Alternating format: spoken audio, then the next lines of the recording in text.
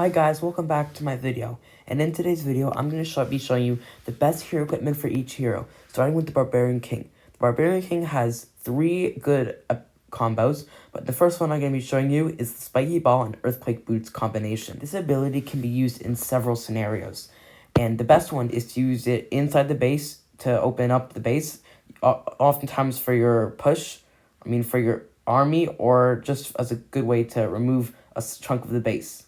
The other good use case for it is to use it on the outside of the base, and then to instantly press the ability to provide a cheap and easy funnel for your troops. This can be done for both ground and air armies, providing more flexibility. The next option is to use the Giant Gauntlet with the Earthquake Boots, and this is one of the best combinations currently. Even though the Giant Gauntlet is not quite as good as it was a while ago, it is still a very good option with the Earthquake Boots. It can open up the base a lot of times for super witches or witches, and it can be very tanky, allowing defenses to lock onto it and do massive damage, tanking for your army. The final combination is pairing the Giant Gauntlet with the Rage Vial for a deadly combination. This ability has become one of the best for the Barbarian King. It used to be the best, but recently the other combinations have just proven to be better. But even with that, it remains a strong option. It can be prevented by tornado traps and ice golems CCs, as well as skeleton traps. But when you can get it to be good, it will do great damage and will definitely benefit for your troops. Now we are moving on to the Archer Queen's equipment, and the first option is the Magic Mirror and the Healer Puppets combination. This equipment works really well in smash attacks and can fit well with any army. When you're using it, the Magic Mirror and the Healer Puppets combination, it can provide a lot of damage, especially if you use invisibility spells or reach spells to boost the cloned queens. The 3 queens can deal lots of damage and can also be good for funneling if you don't want to use the Barbarian King. The next ability for the Archer Queen is to use the Giant Arrow with the Healer Puppets. This equipment can be very good at taking out air sweepers or air defense, and it can fit well into most armies. You can use it with the Fireball and a couple Earthquakes to take out the Town Hall, or you can even use it with a few Earthquakes and Lightnings, known as a Zap Quake. Our final Archer Queen ability combination is to use the Frozen Arrow with the Healer Puppets together. This ability is very good for funneling, as the Frozen Arrows can slow down defenses and the Healer Puppets can heal the Queen, enabling her to do great funneling. And of all the options, it is definitely the most flexible and versatile one, being good in just about every army.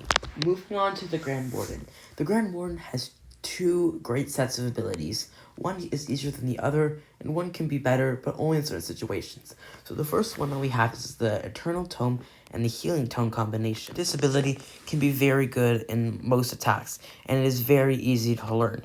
It's very good in the center of the base, particularly inside of the core, where there's heavy damage, because the healing can heal up your troops, and the Eternal Tome, the invisibility, can protect all your troops. If you use a rage spell alongside it, it can call your troops to deal even more damage and wipe out the core pretty fast.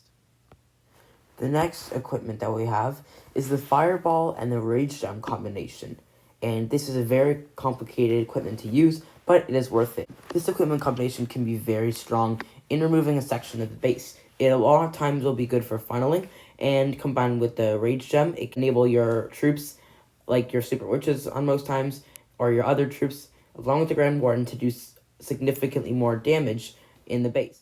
Next, we have the Minion Prince, where we have his 2 standard abilities, the Henchman Puppet and the Dark Orb. These 2 are his only abilities and can be pretty good when used together for now. This ability can be pretty decent paired with dragons, Luster Dragons, or any sort of air army.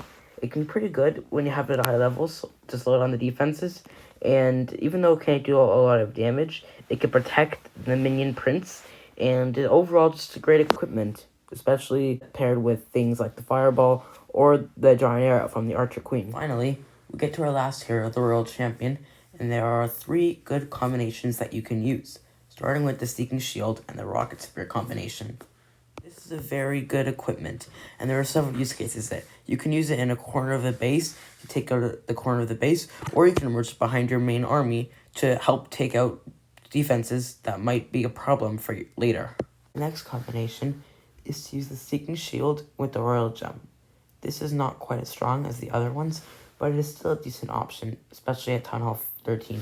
This equipment combination can be quite strong for the Royal Champion, especially towards the end if the Royal Champion is slowly taking out buildings at the end, towards the end of the attack.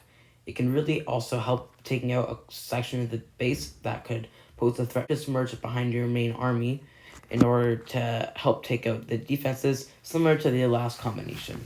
The final equipment combination for your Royal Champion is to use the Haste File and the Hog Puppets combination together to make for a deadly combination.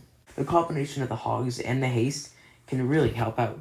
You can use it towards the end of the base, or you can use it to take out a small section of the base, helping for your main army. This video took a long time to make, so I appreciate you guys if you like and subscribe. Anyways, have a good one. See you in the next video.